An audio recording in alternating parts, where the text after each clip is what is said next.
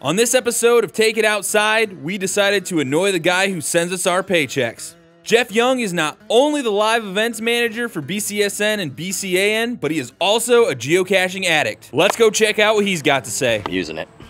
So Jeff, how long have you been geocaching for? I've been geocaching for 10 years. I started July of 2008. I was still in high school. That is pretty impressive. What is your level of expertise as a geocacher? I would consider myself advanced. I found 1,124 caches in 29 states. Wait, say that number again? 1,124 caches in 29 states.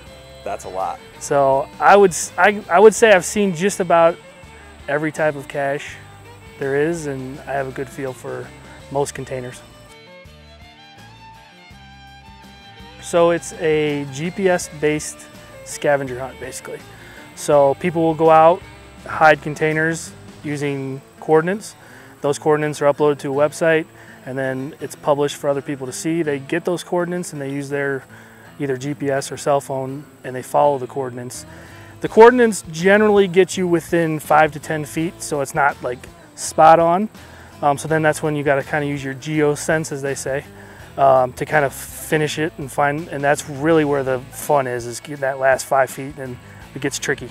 Well, hopefully we develop some geosenses for me today, because I've got none. So we're out here at Sidecut today. What are we gonna go do? Are we gonna go find a geocache? Or are we gonna go explore? Yeah, we're gonna go explore today. There's a couple new ones out here that I don't have, so I figured that'd be a good opportunity for to get you out and get you some experience.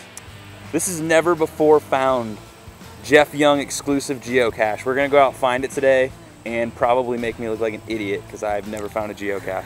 That'll be easy. All right. So Jeff, can you tell us a little about the top 5 things we would need to go out and start? Sure, absolutely. So your number one item would be your phone with your GPS. I was under the impression that you needed some big, bulky, GPS satellite driven piece of machinery. So you're saying all you need nowadays is just a phone? Correct. When geocaching started, you did need to buy a portable GPS unit. Technology's come a long way, and now it's an app. You can use your phone. You don't need the GPS unit. People still use them. They're still functional. Both of them are completely fine, but it's obviously much easier just to have your phone on you. Next is a pen. So it's always good to have one with you. Sometimes, depending on the size of the container, they'll have a pen or pencil in there for you, but it's always good to bring your own just in case. So this is a magnet. It's a telescoping magnet, to be exact. Because people like to get tricky and put magnets or metal things inside of things that are not necessarily easy to get to. So it's always good to have a magnet with you in case you need to have some assistance pulling the geocache out of wherever it's hidden. Technical geocache. Right. Yes. Flashlight. Geocaching tool of the trade. Even in daylight, you may need a flashlight to help see what you're doing. Definitely at night, but it's always good to keep a flashlight with you. All right, so I take a pair of needle nose pliers with me. You can also bring tweezers, either one. There are geocaches smaller than this where it's just a roll of paper in there for the log, and you can't get your fingers in there to get the log out.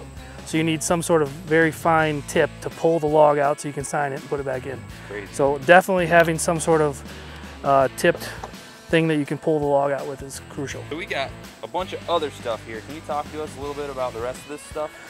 Sure. So the stuff in the front here, these are all types of containers that people use. So this is actually a hide-a-key container that looks like a sprinkler. I was going to say, it looks like a sprinkler. So yeah, so you can open it up, put the log in there, set it in somebody's yard, and it looks like their sprinkler head. That's tricky. So people get real tricky with geocaches. Another one is just this little metal container. Lid comes off. They're weather tight. It's just big enough for the log, but you can hang this in a tree or wherever, you know. Is that made specifically for geocaching? Yes. Can never have enough camo duct tape. That's good life advice right there. Yes. So you got a special keychain you said you just found here. Tell us a little more about that. Yes, so this is what they call a travel bug. I just picked this up in South Carolina. And what it is people will pick an item, doesn't matter what the item is, and then they attach this little tag to it that has a tracking number on it. They will come up with some sort of goal that they want, like if they want it to go to a specific place or just travel the world or whatever the goal is, they'll put that on there.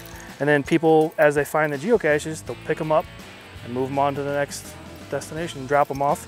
And this is all logged through the website, so they keep track of it as it goes.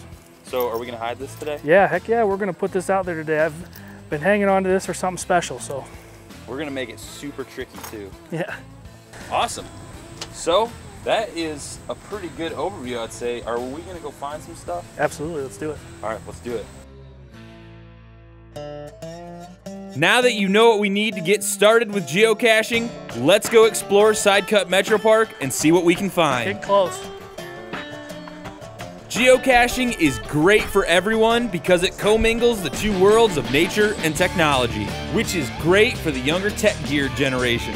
It also allows you to explore places that you would generally not venture into. How did I get here? Where did you go? I don't know. Hey! After wandering around and getting all sweaty, Jeff's geosenses start tingling, letting us know that we're close. So usually the senses don't really come in until you get close, because once you get close, that's when the GPS kind of says, okay, you're close, and I can't do any more for you, and then you have to kind of figure it out from there. So that's really when your senses come in, like, oh, that looks out of place. Oh, that doesn't look like it should be there. We should probably check that. Pen? Hey, there you go, getting close. Found it. So inside this dead tree, these are notorious hiding spots because obviously they're hollow, makes things hidden easily. Always check before you reach in there. Always check for, you know, spiders, things like that could get you, you know, black widows or whatever, snakes. You know, as crazy as it sounds, you know, you never know what you're reaching in there for, so. So explain the... So this is the contents. So it looks like there's a couple little trinkets, a couple pens, your log. So this is where you would find your fun stuff in the bag here. So this is the log. So it's pretty full. So you just got to find a space in there to sign it. Once you've signed it, put it back in the bag. And this travel bug that we talked about earlier, I'm going to leave in this geocache. So I'm going to put that in the bag with the log.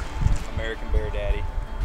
And then you always want to make sure you put it back the exact same way you found it. So, for instance, if they had sticks or leaves or anything covering it or underneath something, always put it back exactly how you found it. Put it back. All right, everybody, get out there and start geocaching. You can do it anywhere in Northwest Ohio. Super easy, super affordable, super fun. Absolutely. Thanks, Jeff. I had a blast today. No problem. Jeff and Paul.